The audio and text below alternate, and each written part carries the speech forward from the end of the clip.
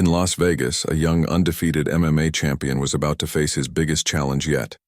The MGM Grand's thunderous crowd turned electric when Jax Santiago spotted a legend in the VIP section and decided to make his career-defining statement. Jax Santiago wasn't your typical trash-talking fighter.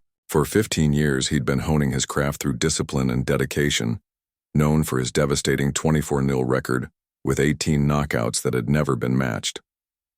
When Santiago called out Steven Seagal from the cage, hurling challenges at the 73-year-old martial arts master, he had no idea he was about to face a true grandmaster. Seagal responded with movements that would trigger a complete transformation of everything Santiago thought he knew about combat.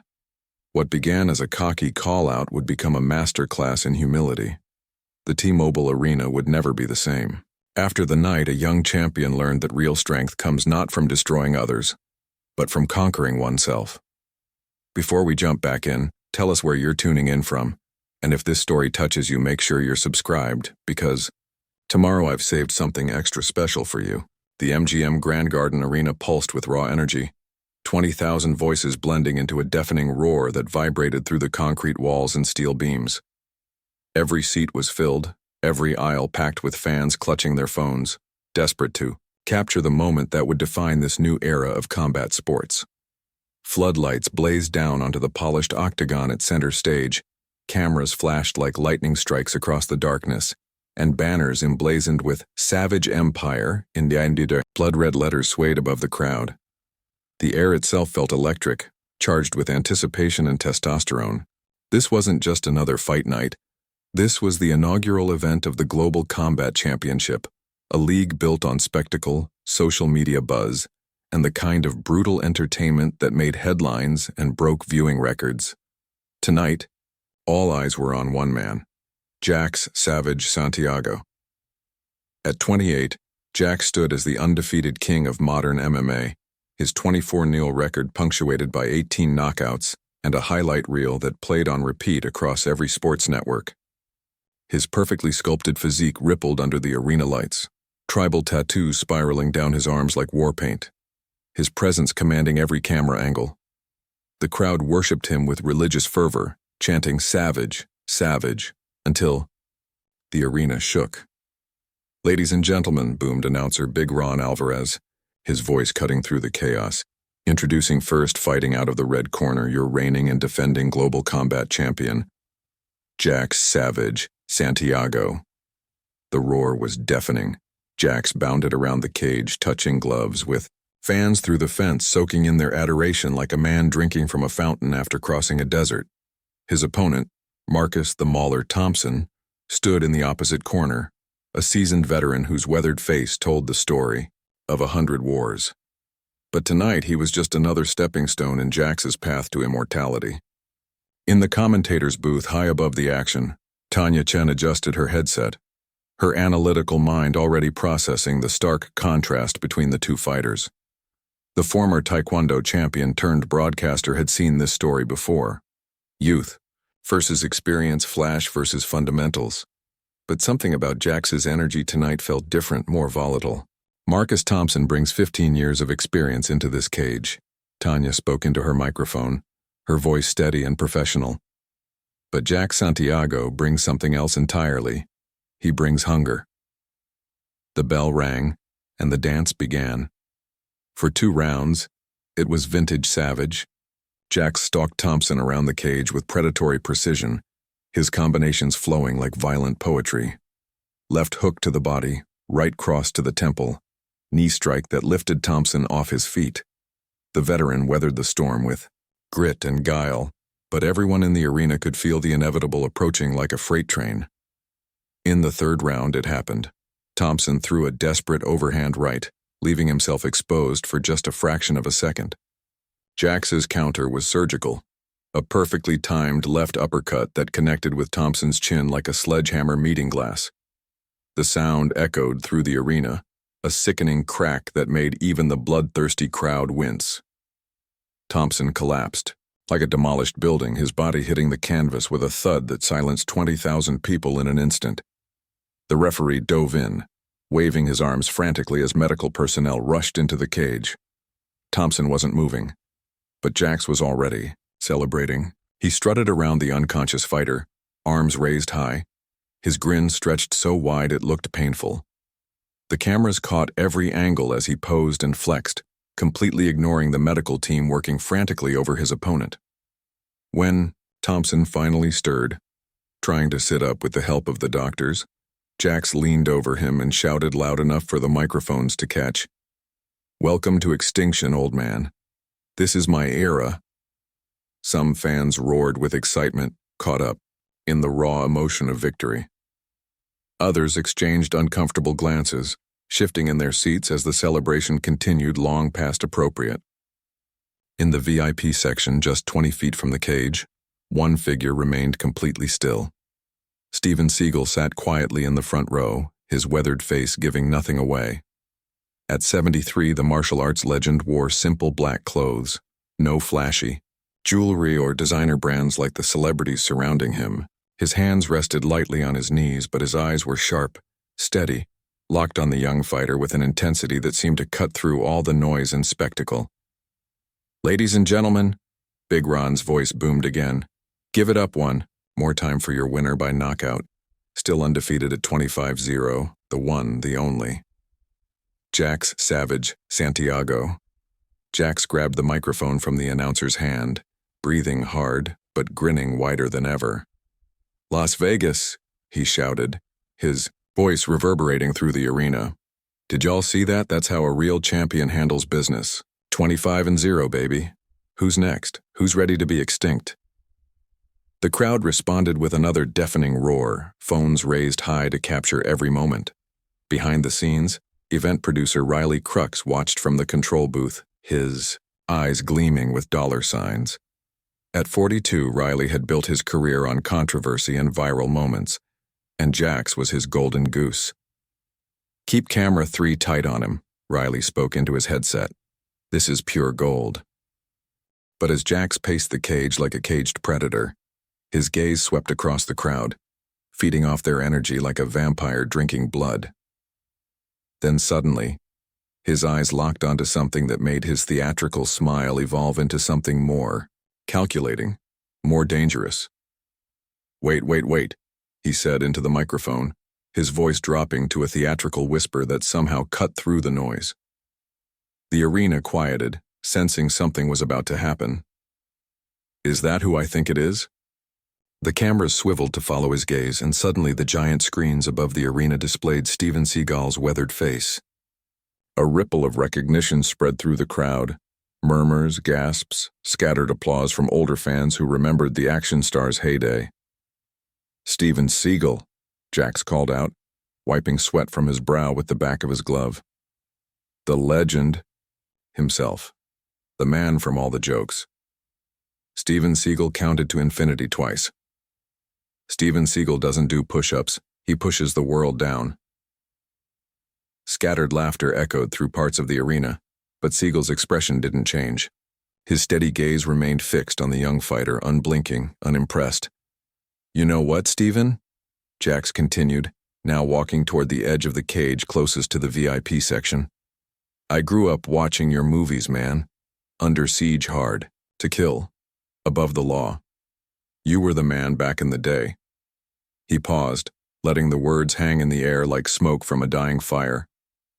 Back in the day. The emphasis on those words sent a chill through the arena.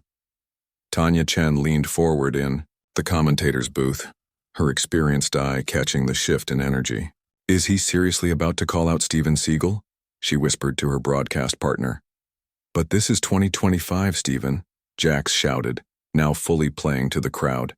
"This is real fighting, not that choreographed Hollywood stuff, not those tournament, point-sparring tap-tap games you used to play. This is where warriors are born and legends die." The arena held its breath. Even the most bloodthirsty fans seemed to sense they were witnessing something that was about to cross a line from entertainment into genuine disrespect.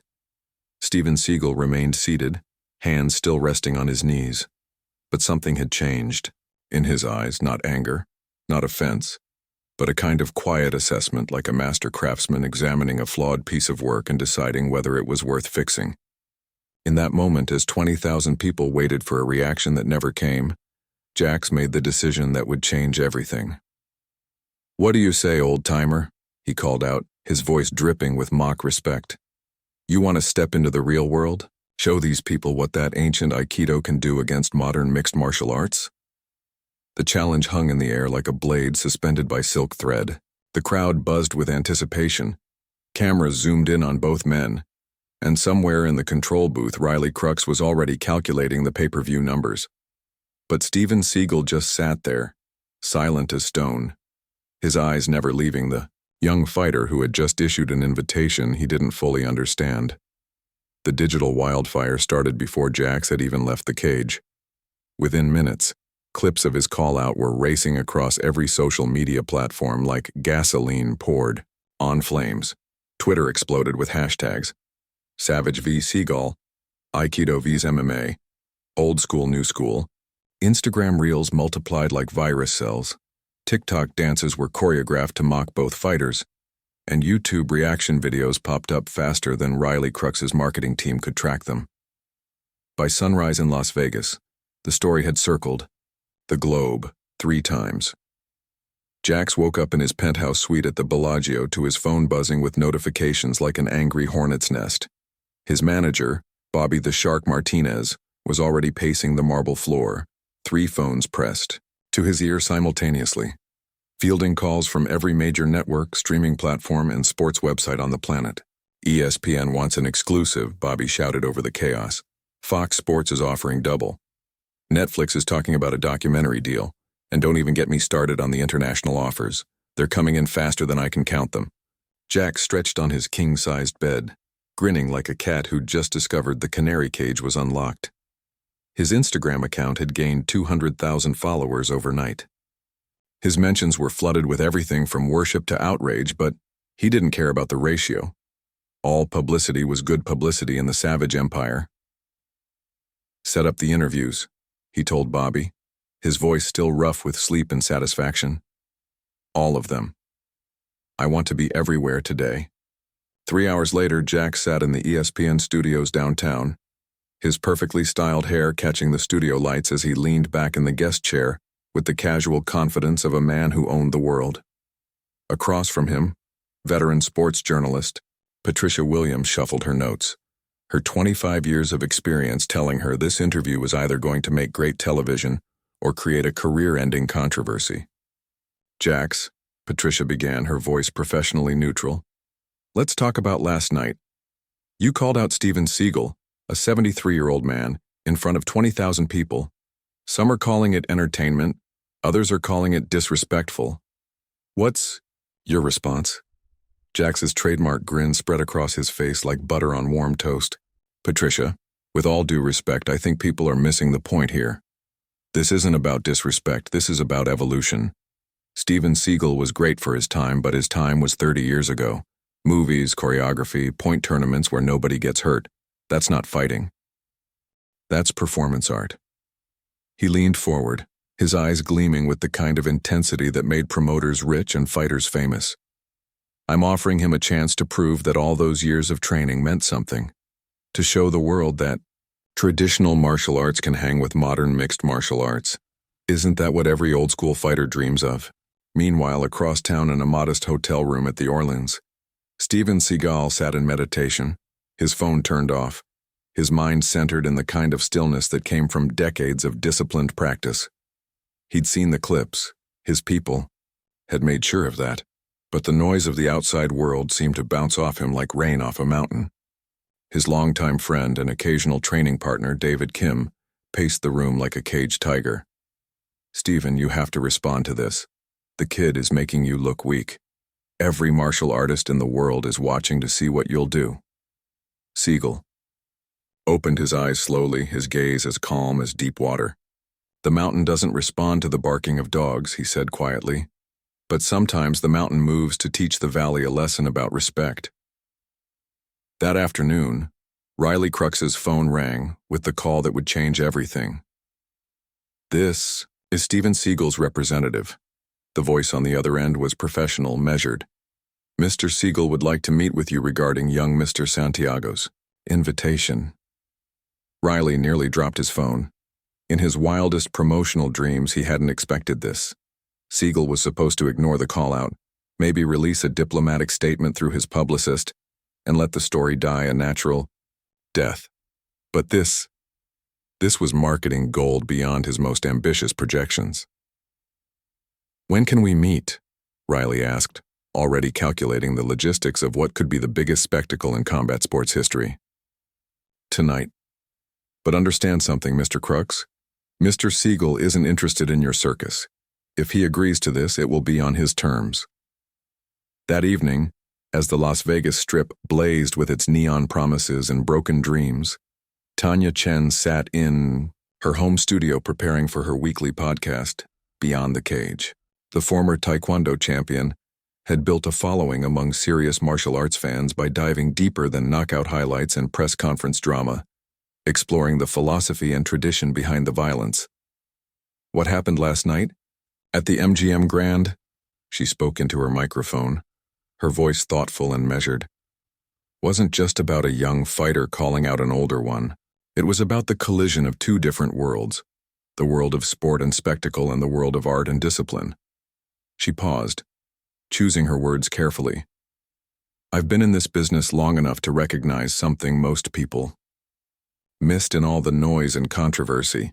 When Steven Seagal looked at Jax Santiago last night, I didn't see anger or offense. I saw something much more dangerous. I saw a teacher recognizing a student who didn't know he needed to learn." Her podcast went live at midnight, quickly climbing the charts as fight fans hungry for deeper analysis discovered her measured take on the brewing controversy. Comments flooded in from around the world, some agreeing, others dismissing her, read as wishful thinking. But in a quiet hotel room across town, Steven Seagal listened to every word, nodding slowly as Tanya Chen articulated what he'd already decided in the silence of his meditation. Back at the Bellagio, Jax was celebrating with his crew, champagne flowing like water as they toasted what they assumed was the biggest promotional victory of his career. His training partner, Danny "Tank" Rodriguez, raised his glass high. "To the Savage," Tank shouted, "about to show the world what real fighting looks like." The room erupted in cheers and laughter, but Jax found himself staring out the floor-to-ceiling windows at the Las Vegas lights, his mind already racing ahead to the confrontation that was now inevitable. Somewhere in the back of his consciousness, a small voice whispered a warning he couldn't quite hear over the celebration. He was about to get exactly what he'd asked for, and he had no idea what that really meant. The T-Mobile Arena buzzed with a different kind of energy 2 weeks later. Word had leaked through the combat sports underground that something big was happening at Global Combat Championship's second event, though nobody could say exactly what. The official card looked standard enough. Rising contenders battling for rankings, veterans trying to extend their careers, the usual mix of skill and spectacle that kept the lights on and the fans coming back. But the VIP section told a different story. Industry insiders, celebrity observers, and old-school martial arts legends filled the premium seats like they were witnessing history in the making. Camera crews roamed the arena floor with unusual intensity. Producers whispered urgently into headsets, and the betting lines in Vegas had shifted dramatically on fights that seemed routine on paper. Jax sat at the broadcast table for the evening, serving as a special guest commentator between his own training sessions. The arrangement gave him the perfect platform to continue his psychological warfare, building anticipation for whatever announcement Riley Crooks was planning to drop during the evening's proceedings. His custom-tailored suit couldn't quite contain the coiled energy beneath. He looked like a predator dressed for a business meeting. "This is what evolution looks like," Jax spoke into his headset microphone as two welterweights battled in the cage below. "These young fighters, they're not bound by tradition or ancient techniques that don't work in real combat. They adapt, they innovate, they survive." Tanya Chen, serving as the lead play-by-play announcer, kept her response diplomatically neutral. "Traditional martial arts have produced some incredible athletes over the years, Jax. Many of the techniques we see in modern MMA have roots that go back centuries." "Sure," Jax replied with his trademark grin. "But roots don't win fights in 2025. Results do. And when the old guard finally steps up to prove themselves against modern competition, we'll see who really deserves respect in this game. His words carried extra weight because everyone in the arena knew they weren't just commentary. They were a challenge that was about to be answered. At 9:47 p.m., during the break between the co-main and main events, it happened. Steven Seagal walked through the arena entrance with no fanfare, no spotlight, no entrance music. He wore simple black clothing, slacks, button-down shirt, and dress shoes that made no sound against the concrete floor. His security detail consisted of exactly one person, David Kim, who walked slightly behind and to the left, his trained eyes scanning the crowd with professional awareness. The fans closest to the entrance noticed first. Whispers rippled outward like stones dropped in still water, heads turning, phones emerging from pockets and purses. Within 30 seconds, the entire arena was buzzing with recognition and anticipation. "Ladies and gentlemen," Big Ron Alvarez's voice boomed through the sound system, "please welcome to T-Mobile Arena martial arts legend and action film icon, Steven Seagal." The response was unlike anything Jax had expected. No mockery, no laughter, no dismissive comments about faded movie stars or internet memes. Instead, the arena erupted in respectful applause that grew louder as Seagal made his way through the crowd. Older fans stood up, some wiping their eyes as childhood memories of Saturday afternoon action movies flooded back. Younger fans pulled out their phones, suddenly realizing they were in the presence of someone their parents and grandparents had worshipped. At the broadcast table, Jax felt his carefully constructed narrative beginning to crack. The crowd's reaction wasn't what he'd predicted. Instead of seeing an aging has-been, they were responding to living history. Seagal reached his assigned seat in the VIP section, front row, center cage, impossible to miss. As he settled into his chair with the fluid grace of someone whose body had never forgotten its training, his eyes found Jax at the commentary table. For just a moment, their gazes locked across the arena. Jax felt something he hadn't experienced in years: uncertainty. Well, he said into his microphone, trying to recapture his confident tone. "Look who decided to show up. Steven Seagal, everybody. I hope you brought your A-game tonight, old-timer, because the whole world is watching." Seagal's response was subtle but unmistakable. He simply nodded once, not in acknowledgement of the taunt, but in recognition of what was about to unfold. Then he turned his attention to the cage where the main event fighters were making their entrances, but nobody in the arena was watching the main event anymore. Tanya Chen recognized the shift immediately. 25 years in martial arts had taught her to read energy, and the atmosphere in the arena had changed completely. The crowd wasn't here for the scheduled fights anymore. They were witnessing the prologue to something unprecedented. "You can feel it in the air." She spoke quietly into her microphone. "Sometimes in this business you can sense when you're about to witness something that transcends sport. This feels like one of those nights." The main event played out in front of 15,000 people who were only half watching. Cameras kept cutting to the VIP section, where Seagal sat with the kind of stillness that drew attention simply because it was so rare in a world of constant motion. He didn't check his phone, didn't chat with the celebrities around him, didn't react to the violence unfolding 30 feet away. He simply observed. Riley Crux watched from the production booth, his marketing instincts in overdrive. Every camera angle, every crowd reaction, every moment of anticipation was being recorded for posterity. Whatever happened next, he wanted it documented from every possible perspective. "Keep camera 4 on Seagal," he spoke into his headset. "I want to catch every micro-expression." As the main event reached its conclusion, a technical submission in the third round that drew polite applause from the distracted crowd, Big Ron Alvarez stepped into the center of the cage with his microphone. But instead of announcing the winner and closing the show, he looked toward the production booth for instructions. Riley's voice came through his earpiece. "Time to make history. Ladies and gentlemen," Big Ron announced, "before we conclude tonight's festivities, we have a special presentation. Please welcome to the cage the star of our last event, the undefeated global combat champion, Jax Savage Santiago." Jax rose from the commentary table, his heart pounding with a mixture of excitement and something else he couldn't quite identify. The crowd's reaction was mixed. Cheers from his die-hard fans, uncertain murmurs from those who sensed the mood, had shifted beyond normal entertainment. As he stepped through the cage door, Jax grabbed a microphone from the broadcast team. This was his moment, his stage, his opportunity to control the narrative one final time before whatever came next. "Las Vegas," he shouted, trying to recapture the energy from 2 weeks ago. "Did you miss me?" The response was lukewarm, distracted. Half the crowd was still watching Steven Seagal, waiting for his next move. "I know why you're all really here tonight," Jax continued, his showman instincts taking over. "You want to see if the legend in the front row has anything left in the tank. You want to see if all those years of training and all those movies actually mean something when the lights are bright and the stakes are real." He turned toward the VIP section, making direct eye contact with Seagal. "Well, Steven, the cage is open. The whole world is watching. What do you say we settle this question once and for all?" The arena fell silent. 20,000 people held their breath as Steven Seagal rose slowly from his seat.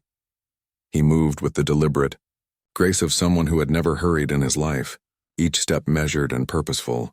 The crowd parted before him like water, everyone instinctively understanding they were witnessing something beyond normal sporting spectacle.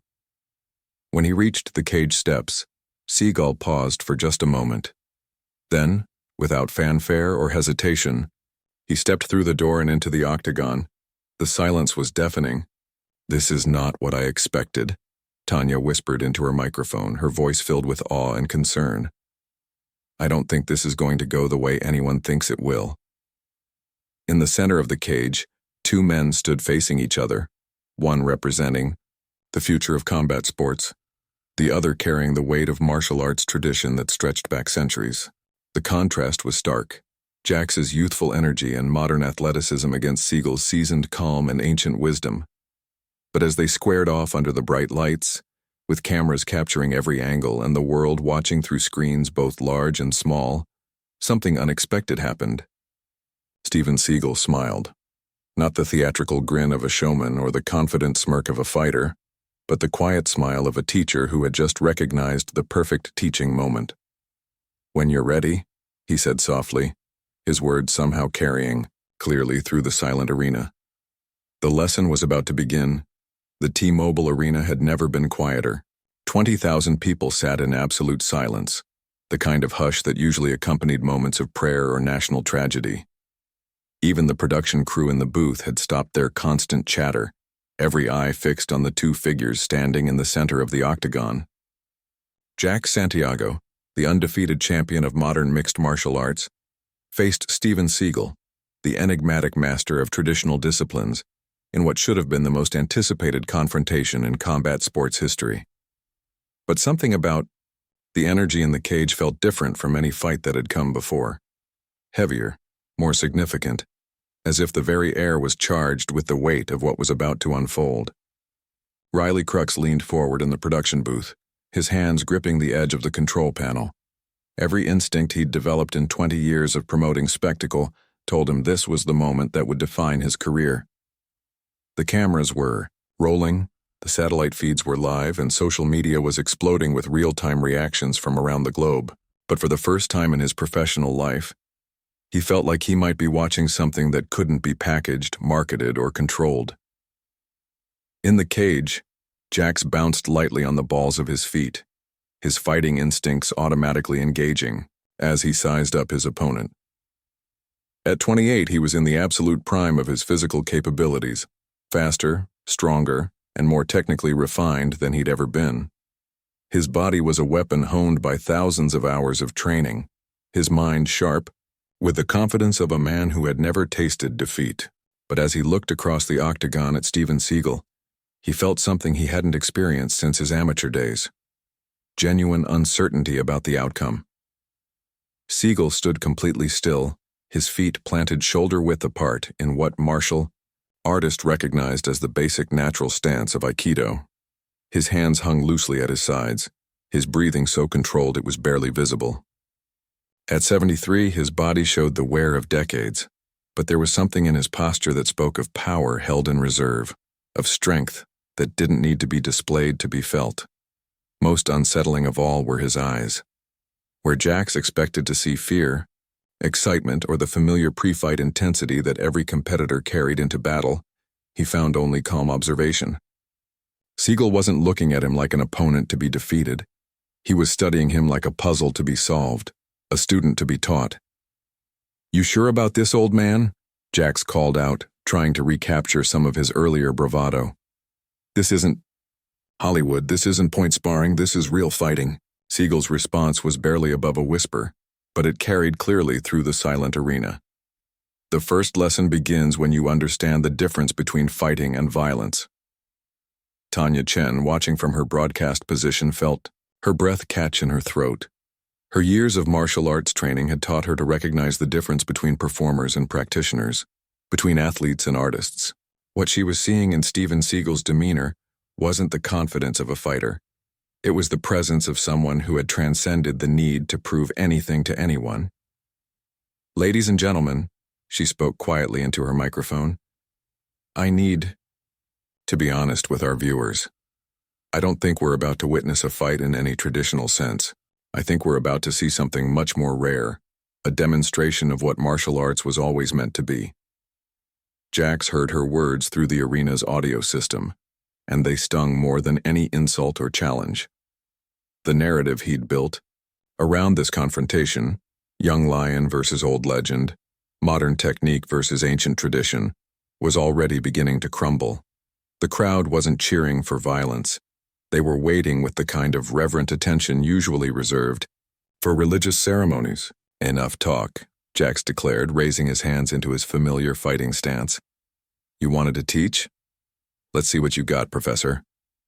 He began to circle Seagal, his movements fluid and predatory. Every step was calculated, every angle considered, his mind automatically running through the combinations and setups that had demolished 24 previous opponents. His footwork was textbook perfect, his balance impeccable, his intent unmistakable. But Seagal didn't mirror his movement. Instead of circling, countering, or establishing his own attacking position, he simply pivoted in place, turning his body just enough to keep Jax in his field of vision. He moved like the center of a wheel, allowing the younger fighter to orbit around him without ever losing his fundamental stability. "Second lesson," Seagal said, his voice still conversational despite the circumstances. "Motion without purpose is just wasted energy." The words hit Jax like a physical blow. In all his years of training and competition, no opponent had ever tried to teach him during combat. The psychological effect was unsettling, transforming his familiar role as predator into something he didn't recognize. Jax stopped circling and settled into his stance, studying Seagal more carefully. The older man's positioning looked almost casual, feet parallel, weight evenly distributed, hands relaxed but ready. It was the kind of stance that beginning martial arts students learned in their first week, not the complex, specialized positioning of elite combat sports. But there was something about the way Seagal occupied space that made Jax's tactical mind recalculate constantly. Every angle that looked promising seemed to shift as he examined it more closely. Every opening that appeared to be available felt somehow protected by invisible barriers. "You're stalling," Jax accused, though his voice lacked its usual conviction. "All this mystical warrior stuff, it's just fear. You know you can't hang with real fighters." For the first time since entering the cage, Seagal's expression changed slightly. Not anger or offense, but something that looked almost like sadness. "Third lesson," he said, taking a single step forward that somehow covered more distance than physics should have allowed. The loudest voice usually belongs to the most frightened heart. Telling and preparing this story took us a lot of time. So if you are enjoying it, subscribe to our channel, it means a lot to us. Now back to the story. The step was so subtle that most of the crowd missed it, but Jax felt it in his bones. Suddenly, without any obvious change in positioning or distance, Seagal's presence seemed to fill the entire cage. The air itself felt different, charged with the kind of focused intention that made elite athletes trust their instincts over their intellect. Every fighting instinct Jax had developed over 15 years of training screamed the same message. Move now, or lose the initiative forever. He exploded forward with a lightning-fast jab-cross combination, the same setup that had begun the knockout sequence in dozens of his victories. His technique was flawless, his timing perfect, his power devastating. The punches cut through the air with the precision of surgical instruments aimed at the exact spots where they would do maximum damage to a standing opponent. They found nothing but empty space. Seagal wasn't there anymore. Jax's momentum carried him forward, his body following the path his strikes had traced, but his target had simply relocated. Not with the explosive lateral movement of modern footwork, not with the dramatic evasion of movie choreography, but with the kind of subtle repositioning that left observers unsure of exactly what they'd witnessed. Fourth lesson. Seagal's voice came from beside and slightly behind Jax's right shoulder. Force meets force creates collision. Force meets emptiness creates learning. Jax spun to face him, his heart rate spiking as adrenaline flooded his system. In all his years of competition, no opponent had ever made him feel like he was fighting. Shadows. His punches hadn't been blocked, parried, or countered. They had simply been rendered irrelevant. The crowd remained silent, but their attention had sharpened to laser focus. Even casual fans could sense they were witnessing something unprecedented, something that transcended normal sporting competition.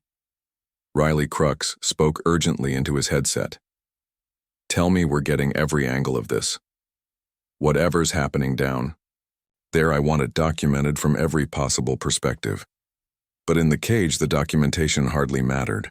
What was unfolding between Jax Santiago and Steven Seagal was already beyond the reach of cameras and commentary, existing in that rare space where competition transforms into something approaching art.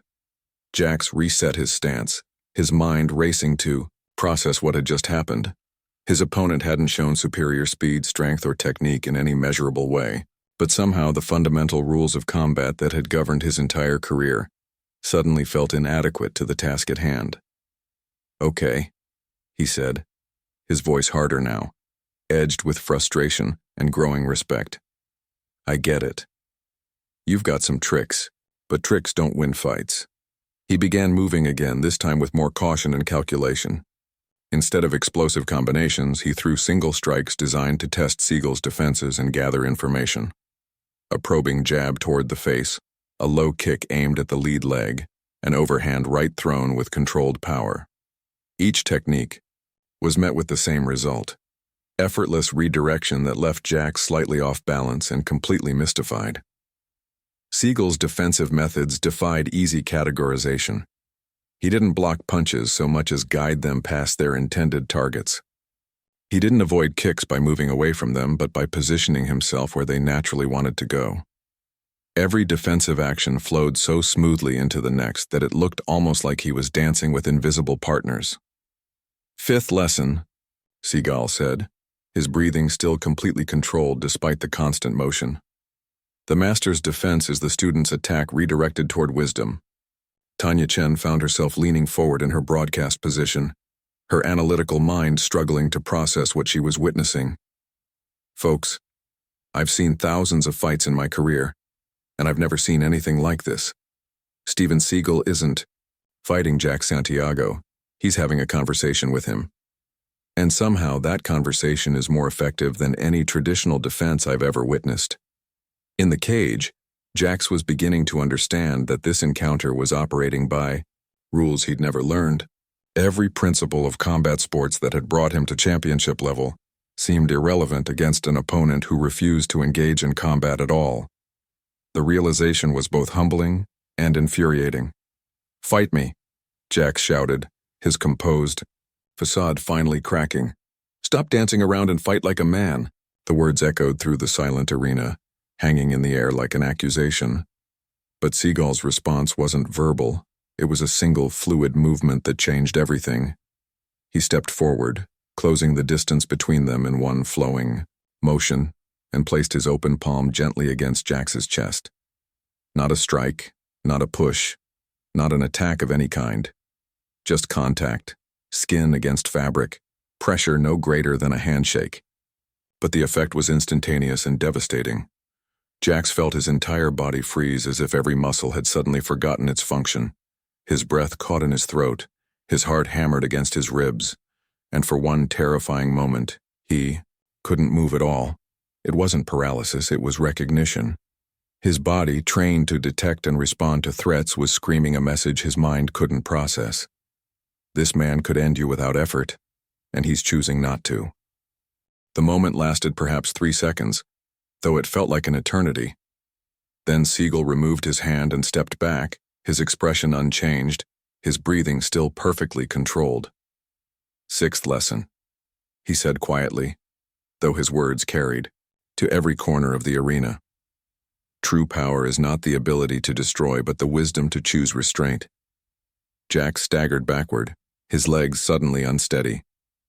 The crowd had seen the touch, the freeze, the step back, but they couldn't comprehend what had actually occurred. On camera, it looked almost anticlimactic. Two men barely making contact before separating again. But everyone in the arena could see the change in Jax's face. The cocky confidence was gone. The theatrical bravado had evaporated. For the first time in his professional career, Jax Santiago looked like what he actually was, a young man who had just encountered something beyond his understanding. Riley Crux gripped the edges of his control panel, his knuckles white with tension. This wasn't the spectacle he'd envisioned, the viral moment that would break the internet and fill his bank account. This was something else entirely. Something that felt too real, too raw, too honest for mass consumption. "Are we still rolling?" he asked his director, though he wasn't sure he wanted to hear the answer. "Every camera, every angle," came the reply. "But I don't think this is going to end how anyone expected." In the cage, Jax took a shaky breath and looked around the arena as if seeing it for the first time. 20,000 faces stared back at him, but their expressions had changed. Where once he'd seen adoration, excitement, and bloodlust, now he saw something that cut deeper than any criticism. Pity. They weren't watching a champion anymore. They were watching a lesson being delivered to someone who desperately needed to learn. "I don't understand," he said, and for the first time that night his words carried no performance, no calculation, no agenda, just honest confusion from a man whose entire worldview was crumbling around him. Steven Seagal nodded slowly, and, when he spoke, his voice carried the warmth of a teacher addressing a student he believed could grow. "Seventh lesson," he said. "Understanding begins when we admit we don't know everything." The cage door opened, and Big Ron Alvarez started to enter with his microphone, ready to announce some kind of result or conclusion. But Seagal raised one hand, stopping him with a gesture so slight it was almost invisible. "Not yet," Seagal said. "The lesson isn't finished." He turned back to Jax, who stood in the center of the octagon looking lost and uncertain for the first time in his adult life. "The final lesson cannot be taught with words," Seagal continued. "It can only be experienced. If you're ready to learn, truly learn, then show me not your strength but your willingness to grow." Jax stared at him for a long moment, his mind racing through everything that had just occurred, his entire identity, his whole career, his understanding of what it meant to be a fighter. All of it had been systematically dismantled in the space of 5 minutes without a single real blow being struck. He could walk away now. He could claim some kind of victory, spin the narrative, maintain his image. His career would survive, his bank account would remain healthy, and life could continue as it always had. But as he looked into Steven Seagal's eyes, he realized that walking away would mean remaining exactly the man he'd been when he entered the cage. And suddenly, that felt like the most terrifying prospect of all. The arena held its breath as Jax Santiago, the undefeated champion of modern mixed martial arts, made the most important decision of his life. He bowed. Not the quick, perfunctory nod that fighters exchanged before competition, but a deep, formal bow that acknowledged not just respect but the willingness to be taught. When he straightened up, his eyes were bright with something that hadn't been there before: humility. "Teach me," he said simply. Steven Seagal smiled, Not the theatrical grin of a victor, but the gentle expression of a master who had just recognized a worthy student. Now, he said, the real lesson begins. The T-Mobile Arena had transformed into something unprecedented in combat sports history, a cathedral of silence where 20,000 people witnessed the dismantling of everything they thought they knew about fighting. Jax Santiago stood in the center of the octagon, his bow still echoing in the hushed space, while Steven Seagal regarded him with the patient attention of a master craftsman examining raw material with hidden potential. The moment stretched between them like a bridge spanning two different worlds, one built on spectacle and dominance, the other rooted in discipline and understanding. The eighth lesson, Seagal said, his voice carrying clearly through the arena's perfect acoustics, is that the student's willingness to learn determines the teacher's ability to teach. He gestured toward the center of the cage, inviting Jax to approach. There was no aggression in the movement, no challenge or threat, just an open invitation to step into unfamiliar territory. Jax moved forward cautiously, every instinct he'd developed over 15 years of training telling him to maintain distance, establish angles, look for openings. But as he drew closer to Seagal, those tactical considerations seemed to fade in importance. This wasn't about finding weaknesses or exploiting advantages. This was about something far more fundamental. "Show me your strongest technique," Seagal requested, his tone conversational despite the extraordinary circumstances. "Not to hurt, but to understand. Let me see what you believe power looks like." Jax hesitated, glancing around the arena at the sea of expectant faces. His strongest technique was the left hook that had ended dozens of fights, the signature strike that had built his reputation and filled his bank account. But throwing it at a 73-year-old man, even in demonstration, felt wrong in ways he couldn't articulate. "I don't want to hurt you," he said, and realized as the words left his mouth that it was the first completely honest thing he'd said in the cage all night. Seagal's smile deepened. Ninth lesson. Consideration for others is the beginning of true strength. But I need you to trust me now. Show me your power, and I will show you something greater. Tanya Chen leaned forward in her broadcast position, her martial arts background allowing her to recognize the profound shift taking place. "Ladies and gentlemen, what we're witnessing is unprecedented. This isn't combat. This is a masterclass in the philosophical foundations of martial arts, being delivered live to a global audience."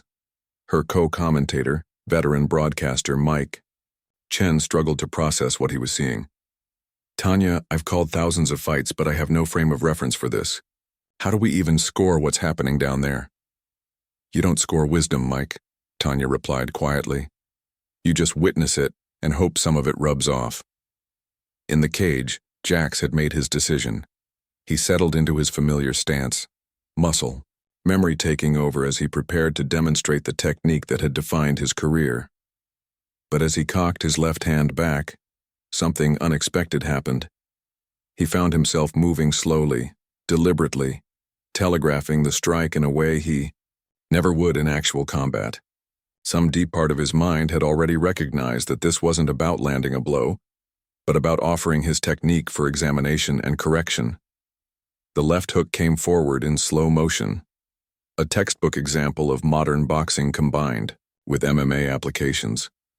Jax's footwork was perfect, his hip rotation generated maximum power, his target selection was precise. It was the culmination of thousands of hours of training, refined through dozens of successful applications. And Steven Seagal made it disappear. Not through blocking, not through evasion, not through any defensive technique that Jax could identify. Instead, Seagal simply repositioned the universe around himself. His body moved with such fluid precision that Jax's punch, which should have connected with devastating force, instead found itself redirected into empty space, while Seagal remained exactly where he'd started. "10th lesson," Seagal said, now standing beside Jax rather than in front of him, though no one in the arena could explain how he'd gotten there. "Force directed at the right place finds its target. Force directed at emptiness finds wisdom." Jax stumbled slightly as his momentum, carried him past his intended target. The physical effect was minimal. He remained on his feet in control of his balance, technically unharmed. But the psychological impact was devastating. His most trusted weapon, the technique that had never failed him, had been rendered completely irrelevant. How?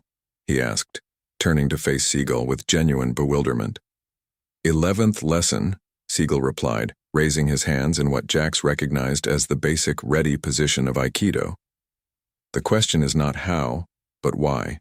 Why do you seek to destroy what stands before you instead of understanding it? Without warning, Jax found himself moving again. Not by choice, not through conscious decision, but because Seagal had somehow guided him into motion using nothing more than subtle pressure and perfectly timed redirection.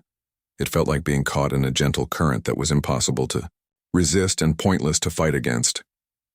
One moment he was standing still, the next he was in motion, his body following paths that felt natural and inevitable, even though he hadn't chosen them.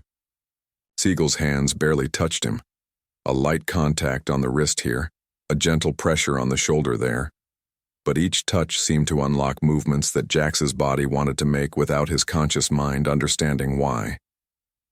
The crowd watched in fascination as the two men moved through what looked almost like a dance, with Seagal leading and Jax following patterns that seemed to emerge from nowhere and everywhere at once.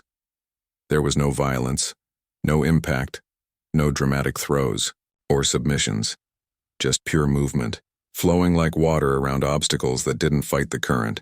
Riley Crux watched from the control booth, his promotional instincts warring with something he'd never encountered before. The recognition that he was witnessing something too profound to be marketed. Every angle his cameras captured showed the same thing, a master artist working with human movement itself as his medium. "This is going to be impossible to sell," his production assistant whispered beside him. "You're wrong," Riley replied, though his voice lacked its usual confidence. "This is going to be impossible to forget." In the cage, Jax experienced something he'd never felt before in competition, complete physical helplessness combined with absolute safety.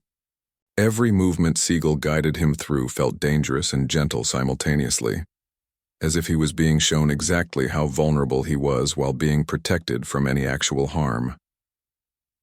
12th lesson, Seagal said as he brought Jax to a natural stop in the center of the octagon. Mastery is not the ability to defeat others, but the wisdom to know when force is unnecessary. Jax stood there breathing heavily, not from exertion but from the emotional intensity of the experience. His entire understanding of combat, of power, of what it meant to be strong, had been quietly revolutionized in the space of 5 minutes.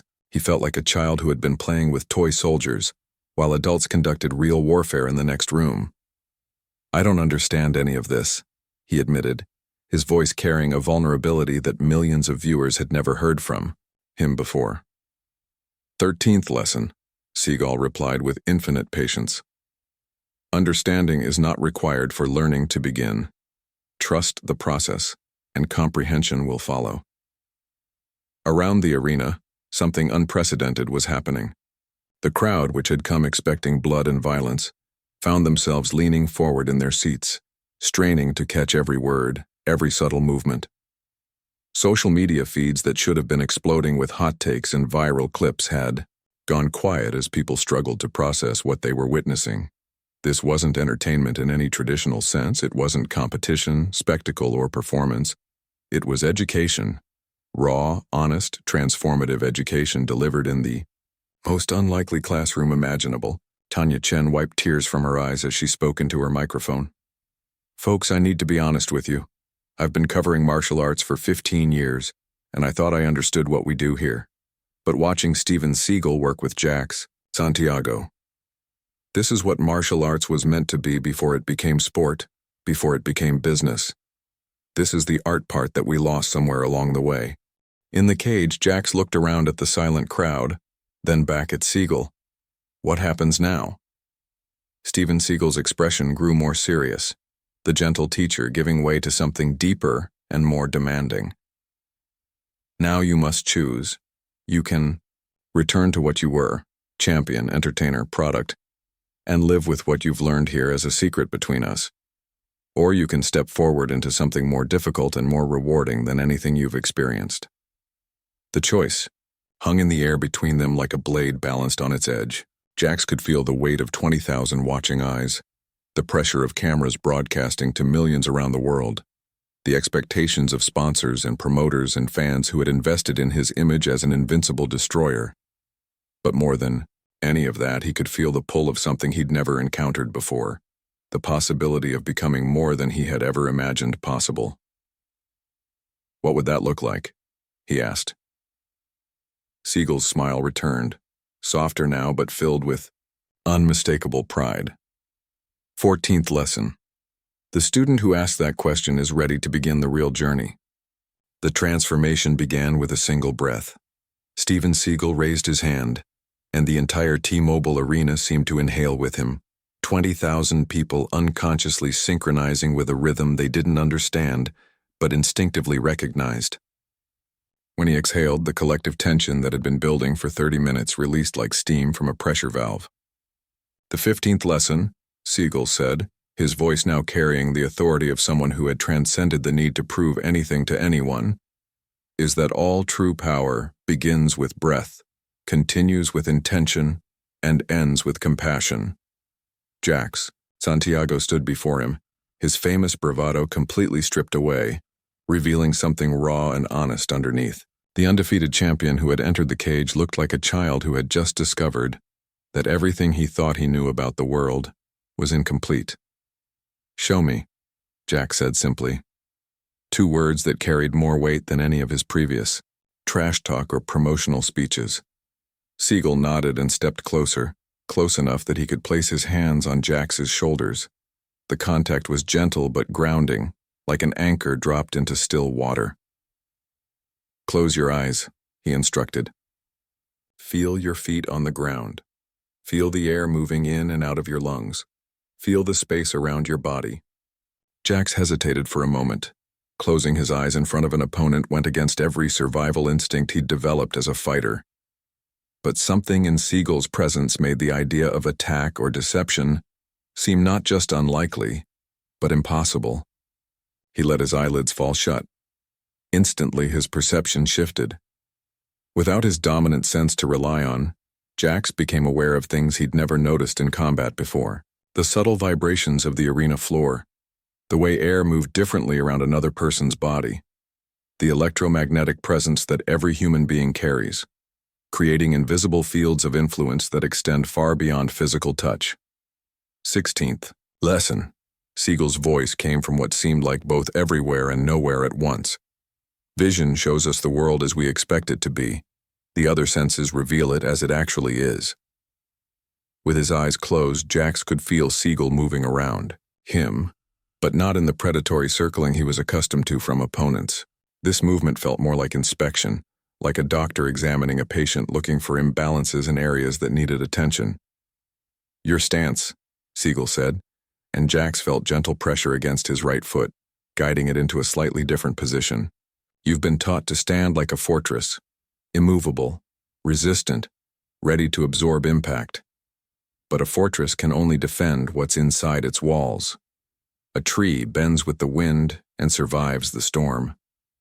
The adjustment was tiny, maybe an inch of foot placement, but the effect was immediate and profound. Jax felt more balanced, more connected to the ground beneath him, more aware of the energy flowing through his body from his feet to his head. Tanya Chen leaned forward in her broadcast position, recognizing what she was witnessing. "Ladies and gentlemen, Steven Seagal is demonstrating something that most martial artists spend decades trying to understand: the difference between fighting from tension and fighting from relaxation. What looks like vulnerability is actually the source of true power." Around the arena, the atmosphere had shifted completely. This wasn't a sporting event anymore. It had become something approaching ceremony. Cameras continued to roll, but the operators found themselves zooming in on faces in the crowd rather than the action in the cage, capturing the expressions of people watching their understanding of combat sports being revolutionized in real time. Riley Kruk stood in the control booth, his hands pressed against the glass separating him from the arena floor. 20 years in the entertainment business had taught him to recognize watershed moments when they occurred. and he knew he was witnessing one now. Whatever happened after tonight, combat sports would never be quite the same. "Keep rolling on everything," he instructed his crew. "This is history." In the cage, Seagal continued his examination of Jax's structure and movement patterns. Each adjustment was small but significant.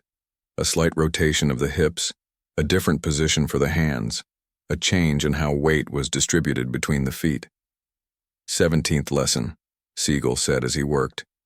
"Every body tells the story of every fight it has ever been in. Yours speaks of power applied with force, of victories won through superior conditioning and technique. But it also speaks of tension held in muscles that never truly relax, of a mind that sees every encounter as a battle to be won rather than a problem to be solved." Jax could feel the truth of those words in his bones. Years of intense training had created physical patterns that extended far beyond the gym. He stood like a fighter even when ordering coffee. He moved through the world with the coiled readiness of someone always prepared for conflict. It had made him successful in competition, but he was beginning to realize it might have cost him something important in life. "What did it cost me?" he asked, surprising himself with the question. 18th lesson, Seagal replied. "The student who can ask that question is ready to reclaim what was lost." With his eyes still closed, Jax felt Seagal guide him through a series of movements that bore no resemblance to any martial arts techniques he'd ever learned. They weren't strikes or blocks or grappling maneuvers. They were something more fundamental. Explorations of how a human body could move through space with minimum effort and maximum efficiency. Each movement flowed into the next like water, finding its natural course. There was no beginning or end, no attack or defense, just continuous motion that felt as natural as breathing. Jax found himself moving in ways that his conscious mind would never have chosen, but that his body seemed to remember from some deeper source. "This feels," he began, then stopped, unsure how to articulate the experience. 19th lesson, Seagal said. "Sometimes the most important discoveries cannot be described, only experienced." The crowd watched in fascination as the two men moved through what looked like an improvised dance, with Seagal occasionally offering gentle corrections or guidance, but mostly simply allowing Jax to explore the possibilities of movement without aggression, power without force, strength without tension. After several minutes of this flowing exploration, Seagal brought them both to stillness in the center of the octagon. "Open your eyes," he instructed. When Jax opened his eyes, the arena looked different. The crowd was still there, the cameras were still rolling, the bright light still blazed down from above. But something in his perception had shifted. The hostile environment where he'd built his career suddenly felt less like a battlefield and more like a classroom. "How do you feel?" Seagal asked. Jax took inventory of his body, expecting to find the familiar pre-fight tension, the coiled readiness for violence that had been his constant companion for years. Instead, he found something he'd almost forgotten existed: peace. "I feel quiet," he said, the word surprising him as it emerged, like everything just got turned down to a lower volume. 20th lesson, Seagal said with unmistakable satisfaction. "The warrior who finds peace within himself has no enemies outside himself." Around the arena, people were beginning to understand that they were witnessing something unprecedented in the history of combat sports. This wasn't a fight, a demonstration, or even a teaching moment in any conventional sense. It was a live transmission of wisdom from one human being to another, delivered through the medium of physical movement and witnessed by millions. Social media had gone quiet as viewers struggled to process what they were seeing. The usual hot takes and viral reactions had been replaced by something much rarer: genuine reflection and contemplation. Jax looked around the arena, then back at Steven Seagal. "What happens to my career after this? What happens to everything I've built?" Seagal's expression grew thoughtful.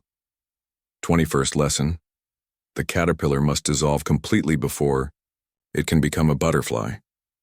But the butterfly remembers what it learned as a caterpillar. The metaphor hit Jax with unexpected force.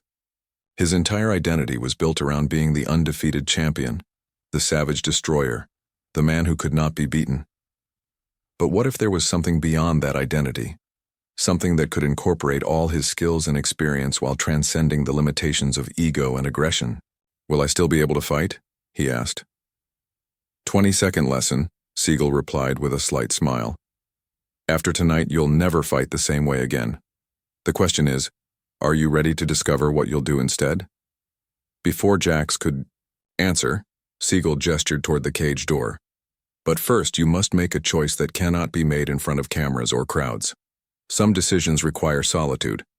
The arena held its breath as Steven Seagal walked toward the cage door with the same unhurried dignity he'd displayed all evening. He paused at the threshold and looked back at Jax, who stood alone in the center of the octagon for the first time since the encounter had begun.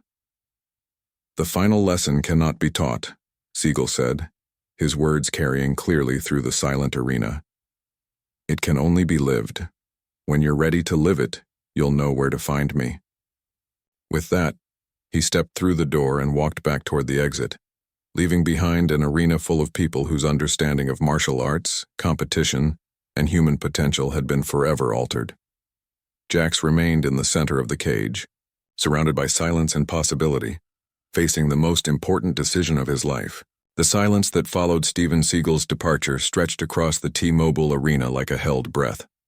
20,000 people sat frozen in their seats, unsure whether they had witnessed the end of something or the beginning. Jax Santiago remained alone in the center of the octagon, his body still humming with the residual energy of movements he'd never experienced before, his mind struggling to process the magnitude of what had just occurred. The arena's giant screens displayed his face in high definition, capturing every micro-expression as he grappled with a choice that would define the rest of his life. The cocky smile that had launched 1,000 memes was nowhere to be found.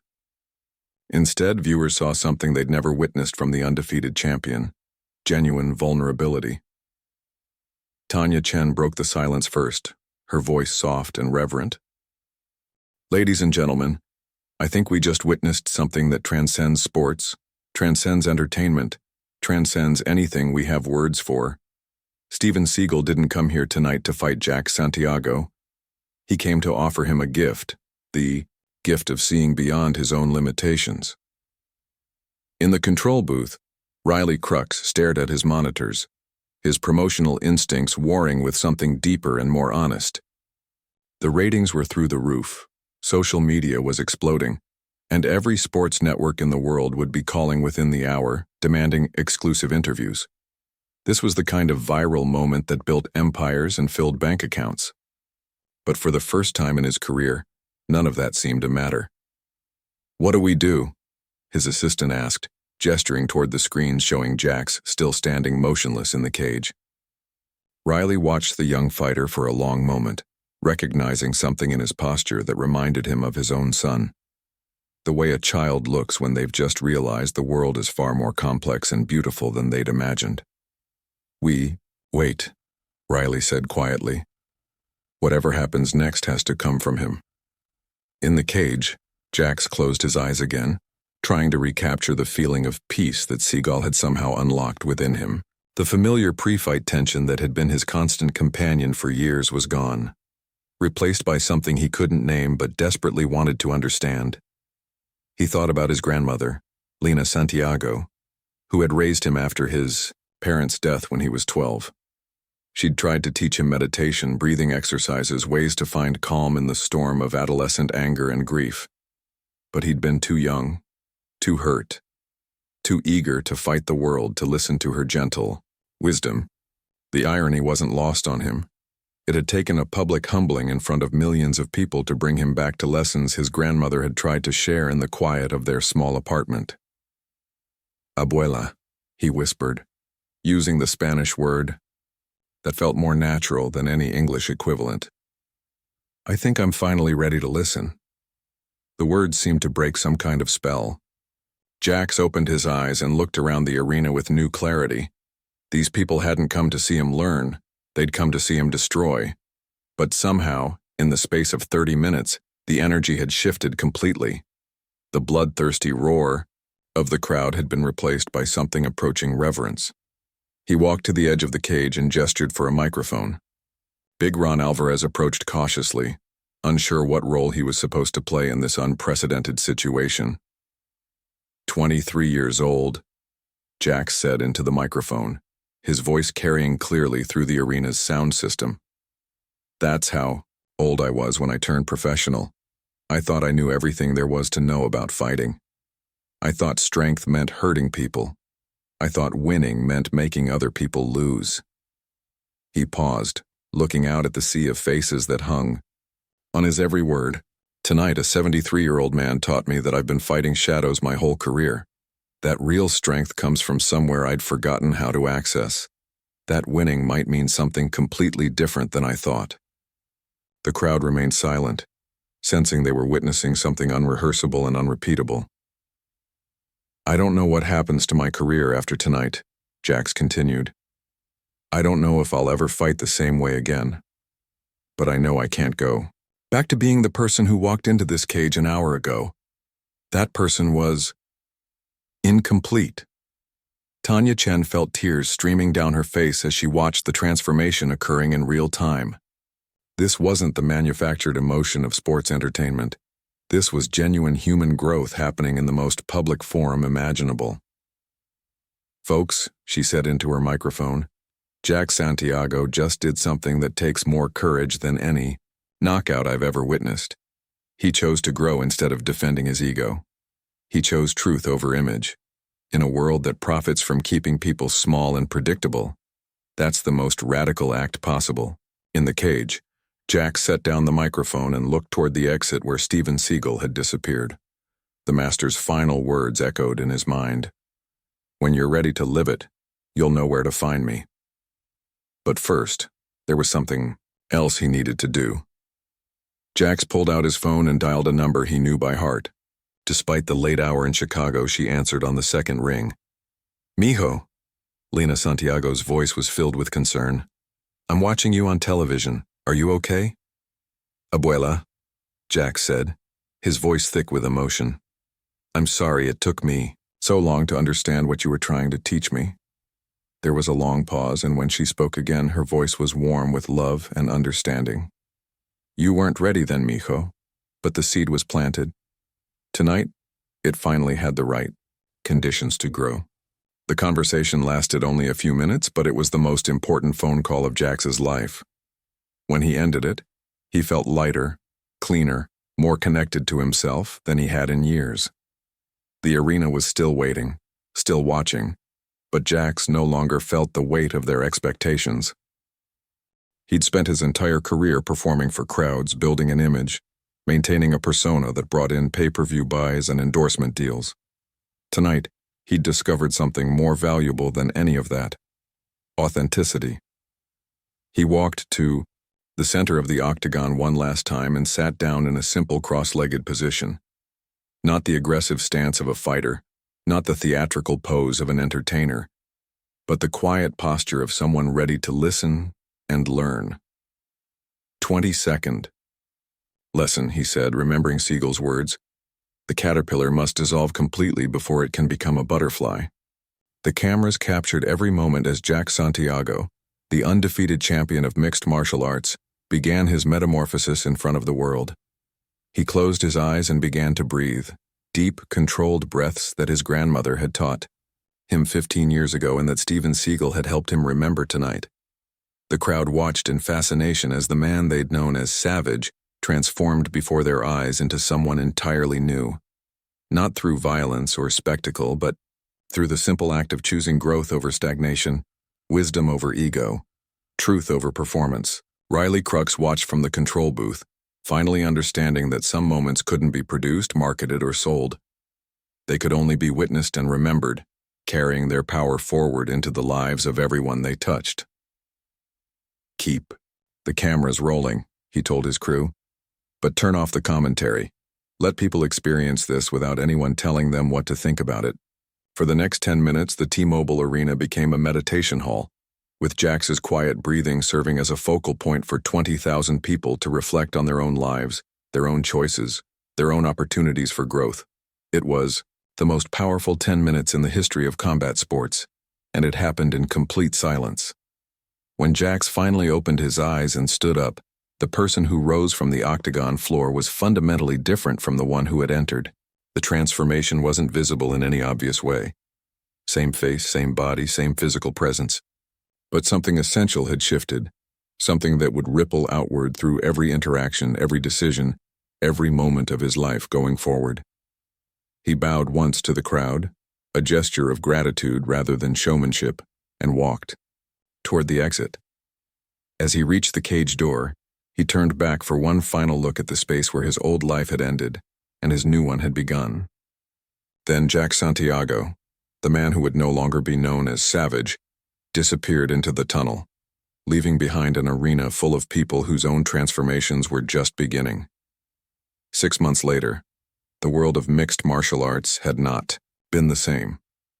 The footage from that night at the T-Mobile Arena had been viewed over 500 million times across all platforms, spawning documentaries, philosophical discussions, and a cultural shift that reached far beyond combat sports. Universities offered courses analyzing the encounter. Meditation centers reported record enrollment, and traditional martial arts schools experienced a renaissance as people sought something deeper than entertainment from their physical practices. But perhaps the most profound changes had occurred in the lives of those who witnessed the transformation firsthand. Tanya Chen had leveraged her platform to create Beyond Combat, a documentary series exploring the philosophical roots of martial arts around the world. Her first episode, featuring an hour-long interview with traditional Okinawan masters, had earned her a Peabody Award and established her as the leading voice for mindful competition in modern sports. Riley Crux had made the most surprising transformation of all. The man who'd built his career on spectacle and controversy had quietly resigned from his position, using his industry connections to establish a nonprofit foundation that brought authentic martial arts instruction to underserved communities. He still produced events, but they focused on the art rather than the violence, the growth rather than the destruction. "I spent 20 years selling people's worst impulses back to them," he'd said in his resignation letter. "After that night, I couldn't pretend anymore that entertainment and enlightenment were the same thing." But the most closely watched transformation belonged to Jax Santiago himself. He'd honored his existing contracts, but his approach to competition had changed completely. Instead of the aggressive trash talk and theatrical confrontations that had built his brand, he fought with a quiet intensity that was somehow more compelling than any manufactured drama. His techniques had evolved too, incorporating principles of redirection and efficiency that made his victories look almost effortless. More importantly, he'd begun using his platform differently. Pre-fight interviews became opportunities to discuss discipline, respect, and personal growth. His social media presence shifted from promoting himself to promoting the values that had been awakened in him that night in Las Vegas. The fans had noticed. His popularity had initially dipped as casual viewers moved on to louder, more theatrical fighters.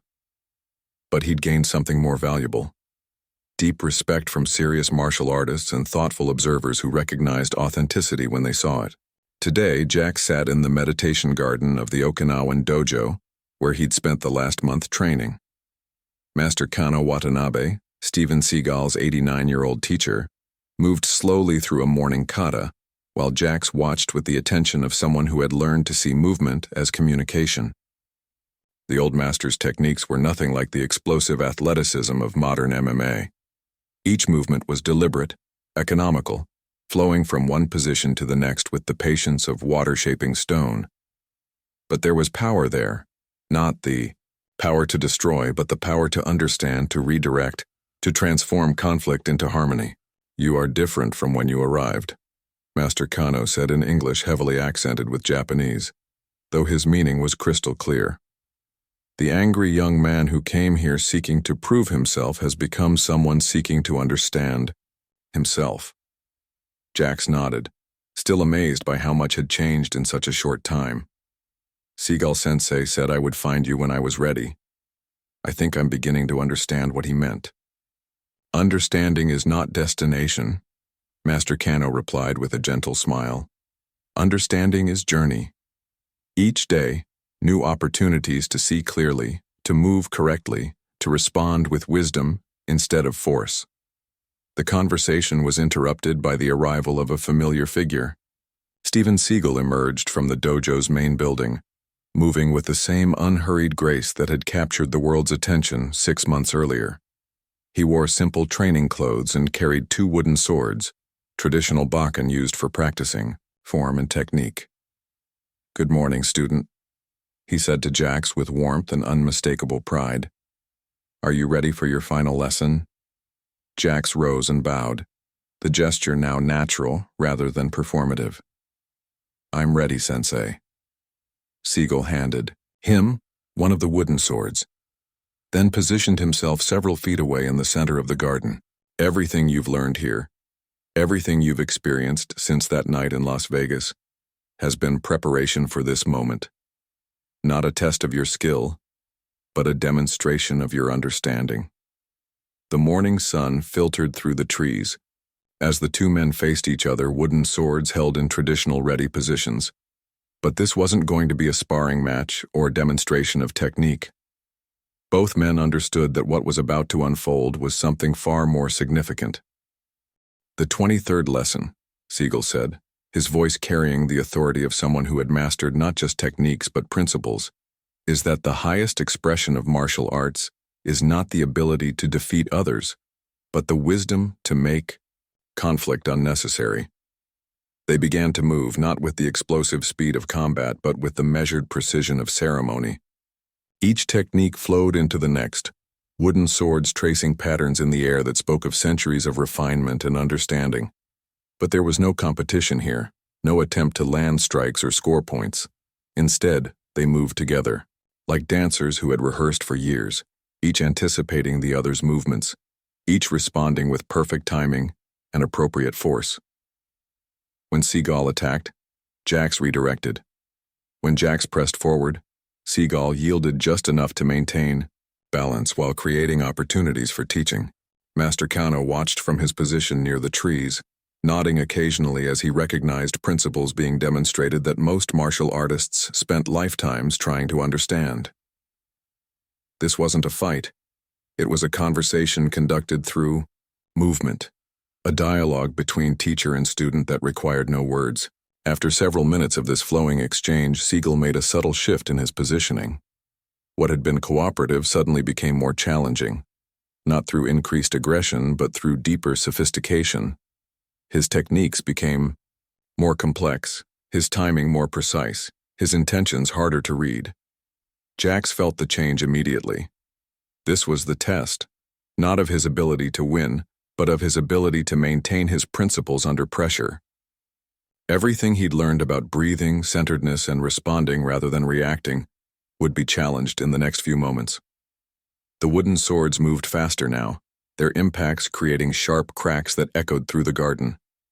But even at this increased pace, there was no violence, no anger, no desire to harm. Just pure technique expressed through 2 people who had learned to trust each other completely. Then, in a movement so subtle that Master Kano barely caught it, Seagal created an opening that would allow Jax to land a decisive strike. It was a gift, an opportunity to demonstrate the ultimate lesson by choosing restraint when victory was available. Jax saw the opening immediately.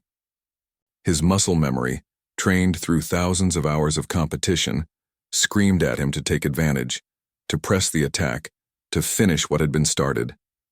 The old Jax, the savage who had built his reputation on devastating knockouts, would have struck without hesitation. But the man who had been reborn in a Las Vegas cage 6 months ago made a different choice. Instead of attacking, Jax lowered his sword and stepped back, bowing deeply to his teacher. 24th lesson, he said, using Seagal's own teaching structure. True victory is knowing when not to fight.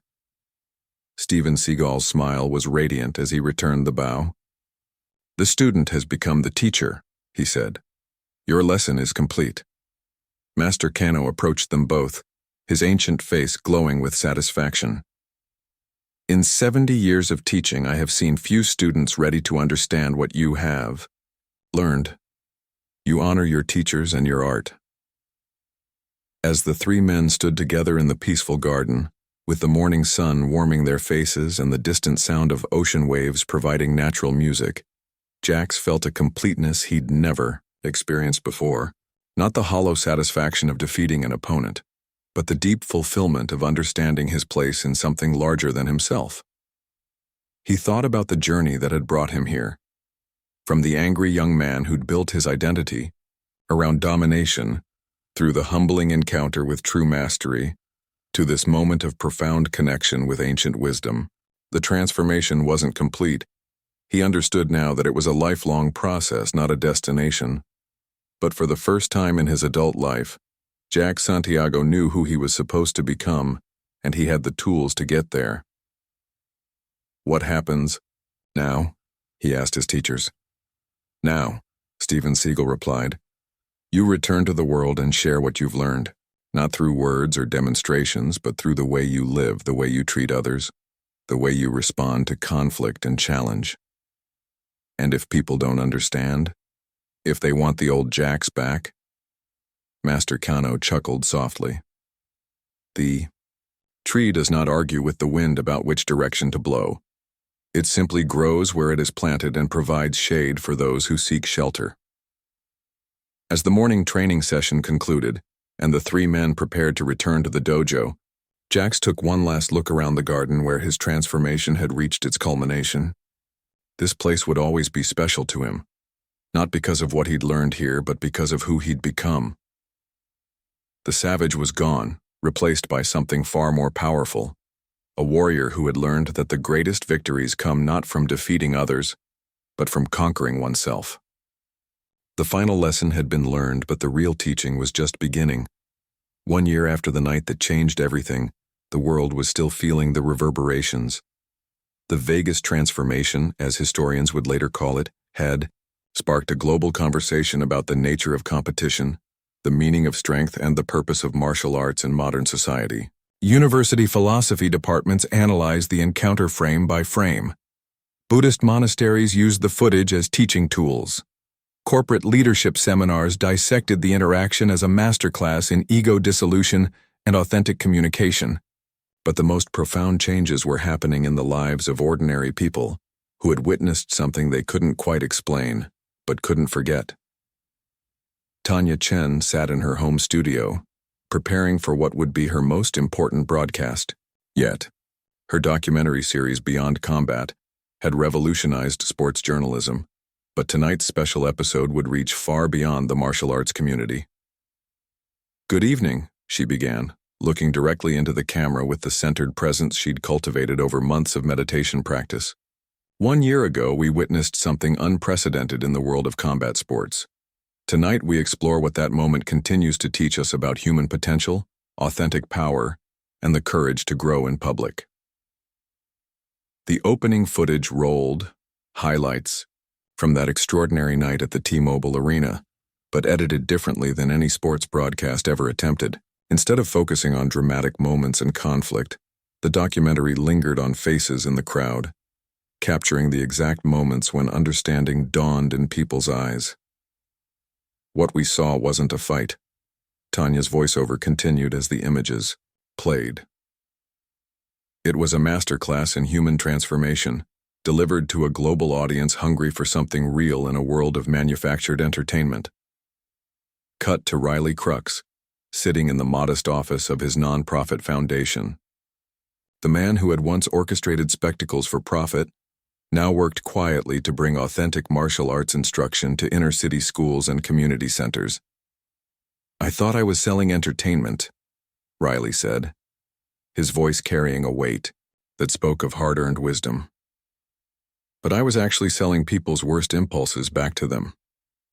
That night forced me to confront what I'd become and who I wanted to be instead." Behind him, photographs showed children from his programs, young people learning discipline, respect, and self-control through traditional martial arts training. The contrast with his former life promoting violence for entertainment couldn't have been starker. The documentary shifted to follow-up interviews with audience members from that night, people whose lives had been quietly revolutionized by witnessing authentic transformation in real time. Maria Gonzalez, a high school teacher from Phoenix, had completely restructured her classroom management approach after watching Jax's journey from ego to humility.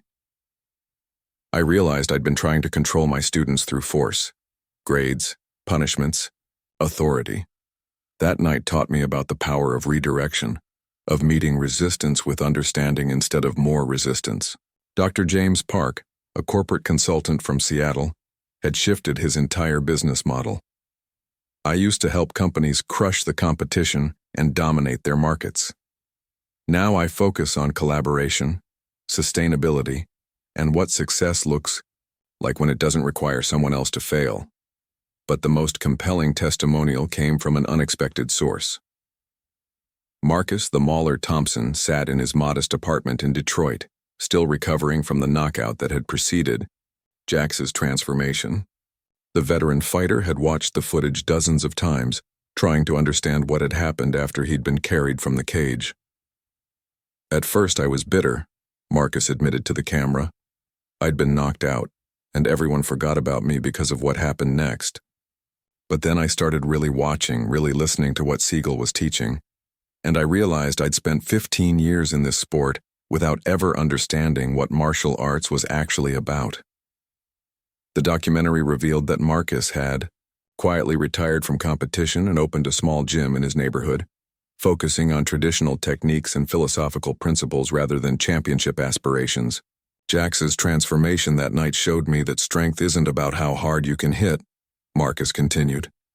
It's about how much you can grow, how much wisdom you can gain, how much you can help others find their own path. The program shifted to footage of Jax himself, training in various locations around the world. But these weren't the aggressive workout montages typical of sports documentaries. Instead, viewers saw quiet moments of practice, slow, precise, movements that spoke of depth rather than intensity. In Okinawa, practicing kata with Master Kano at sunrise. In Tibet, sitting in meditation with Buddhist monks. In Brazil, working with favela children who had never heard of the former savage, but responded to his calm presence and patient instruction. The man the world knew as savage has become something much more rare, Tanya's narration continued. He's become a bridge between worlds, between ancient wisdom and modern application, between Eastern philosophy and Western pragmatism, between competition and cooperation. The documentary's most powerful segment featured Jax's return to his grandmother's apartment in Chicago. Lena Santiago, now 78, sat with her grandson in the same small kitchen where she'd tried to teach him meditation 15 years earlier. Mijo was always a good boy with a hurt heart, she said, her weathered hands holding his across the worn table. The fighting made him famous, but the learning made him whole.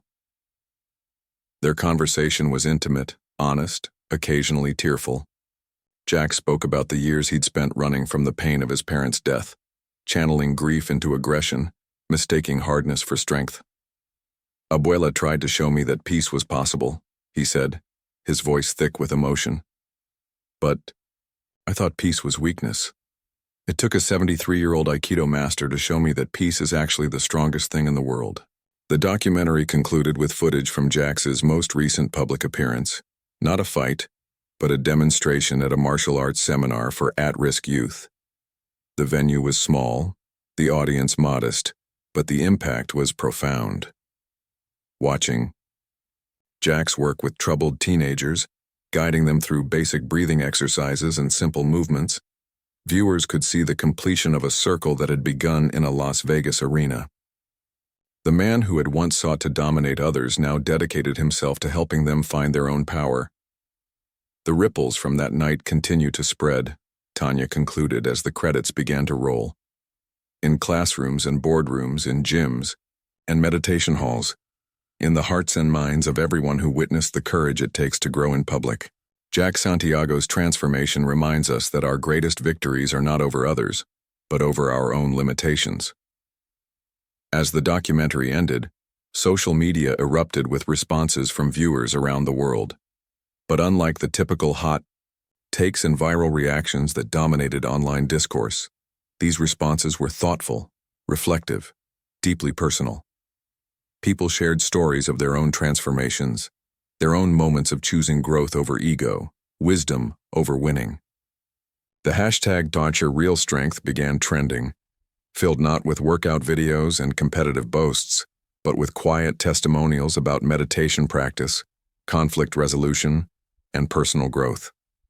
The ripples continued to spread, touching lives in ways that could never be measured or monetized, proving that some transformations are so profound they reshape not just individuals, but entire cultures. 3 years had passed since the night that redefined what it meant to be a warrior. The morning mist clung to the mountains surrounding the remote monastery in northern Japan, where Jax Santiago sat in perfect stillness beside a koi pond. His breathing was so controlled it barely disturbed the air around him, his posture so balanced he might have been carved from stone. But his eyes were alive with the kind of awareness that comes only from years of dedicated practice. At 31, the man formerly known as Savage bore little resemblance to the brash champion who had once demanded the world's attention through violence and spectacle. His body was still powerful, still capable of the explosive techniques that had made him famous, but that power now served a different master entirely. The 25th lesson, came a familiar voice from behind him, is that the student's journey ends only when the teacher's journey begins. Jax turned to see Steven Seagal approaching through the morning fog, moving with the same unhurried grace that had captivated the world years earlier. At 76, the master showed his age in the silver of his hair and the lines around his eyes, but his presence remained as commanding as ever. "Sensei," Jax said, rising and bowing with the respect that had replaced his former arrogance. "I wasn't expecting you. The path of teaching requires us to appear when students are ready for the next lesson," Seagal replied with a gentle smile. "And you, my friend, are ready for something new." They walked together through the monastery gardens, past ancient trees and carefully tended stones that spoke of centuries of contemplation and growth. Other students moved quietly through their morning routines, monks and visitors alike united in their pursuit of understanding. "Tell me about your work," Seagal requested as they settled onto a wooden bench overlooking the valley below. Jax considered his words carefully. "I've been traveling teaching when people are ready to learn. Not the techniques, but the principles behind them. How to find strength without aggression, how to win without defeating others, how to compete with respect for opponents rather than hatred." "And what have you discovered?" "That the hardest opponent I ever faced was myself," Jax replied without hesitation. "Every external battle was just a reflection of internal conflicts I didn't understand. Once I stopped fighting myself, I stopped needing to fight others." Seagal nodded with satisfaction. The 26th lesson, the warrior who conquers himself has no enemies left to defeat. Their conversation was interrupted by the arrival of a young monk carrying a message scroll. After reading it quickly, Seagal's expression grew thoughtful. "It seems your story has inspired another seeker," he said, handing Jax the message. "A young fighter in Brazil, much like you once were, has requested guidance. He's heard about your transformation and wants to understand what lies beyond victory and defeat." Jax read the letter twice, recognizing in the careful Portuguese phrases the same hunger that had once driven him to build an empire on other people's pain. The fighter was undefeated, celebrated, wealthy, and utterly miserable in ways he couldn't articulate. "Will you go?" Seagal asked. The question hung in the mountain air like incense smoke. 3 years ago, Jax would have needed to prove himself, to demonstrate his worthiness, to seek approval from his teachers. Now, he understood that the question was really asking whether he was ready to step fully into his role as a bridge between worlds. "The 27th lesson," Jax said slowly, using the teaching structure that had become second nature, "is that wisdom shared multiplies, while wisdom hoarded disappears." "The student has become the teacher," Seagal confirmed. "Your work here is complete." They spent the afternoon walking through the monastery grounds, visiting places that had been significant in Jax's transformation. The meditation hall where he'd first learned to sit with his thoughts without being overwhelmed by them. The practice area where he discovered that perfect technique emerged from stillness rather than aggression. The simple cell where he'd slept each night, learning to find peace in simplicity. As evening approached, they climbed to the monastery's highest point where a small shrine overlooked the entire valley. The view was breathtaking. Layers of mountains stretching to the horizon, forests and streams creating patterns that spoke of natural harmony. Villages nestled in valleys where people lived according to rhythms older than memory. "When I first brought you here," Seagal said quietly, "you were still fighting the transformation that had begun in Las Vegas. Part of you wanted to return to the fame, the money, the simple clarity of winning and losing." Jax nodded, remembering those difficult early months when everything he'd thought he wanted seemed to be slipping away. "I was afraid that without the fighting, without the championship, I'd disappear, that nobody would care about me if I wasn't savage anymore." "And what did you discover?" "That I'd never really existed before. Savage was just a character I played, a mask I wore to hide from my own pain. When I finally took off the mask, I found out who I actually was underneath." The sun began to set behind the mountains, painting the sky in shades of gold and crimson that reminded both men of the artificial lights of the Las Vegas arena where their story had begun. But where that environment had been harsh and demanding, this one invited contemplation and peace. "Your grandmother would be proud," Seagal said as they prepared to leave the shrine. "She knew this would happen eventually," Jax replied. "She used to tell me that seeds planted in good soil always find their way to the light, even if it takes years for them to sprout." That night, as Jax packed his few possessions for the journey to Brazil, he reflected on the path that had brought him to this moment. The angry young man who had built his identity on dominance felt like a character from someone else's story. The transformation hadn't been easy. There had been dark moments of doubt, financial struggles as endorsement deals disappeared, periods of deep depression as he questioned everything he'd believed about success and meaning. But through it all, he'd held on to the memory of that night in Las Vegas when Steven Seagal had shown him that there was more to life than winning, more to strength than violence, more to mastery than defeating others. Now, as he prepared to carry that lesson to another young fighter halfway around the world, Jax understood that his real career was just beginning. Not as a competitor seeking trophies and accolades, but as a teacher helping others find their own path to authentic power. The morning departure was simple, marked only by quiet bows and genuine gratitude. As Jax walked down the mountain path toward his new mission, Steven Seagal watched from the monastery gates with the satisfaction of a master who had successfully passed on not just techniques, but wisdom. "The 28th lesson," Seagal whispered to the morning wind, "is that the greatest victories are those that create more teachers." In the valley below, a bus waited to carry Jax toward his next student, his next opportunity to transform competition into cooperation, aggression into understanding, fighting into teaching. The savage was gone, replaced by something far more powerful. A warrior who had learned that the greatest strength comes not from conquering others, but from helping them conquer themselves. The quiet path stretched ahead, filled with infinite possibilities for growth, connection, and the kind of victories that can never be taken away. Up next, we have 2 more incredible stories that are waiting for you. Just click the image you want to watch, and it will take you there. If you enjoyed this video, make sure to subscribe. It would mean a lot.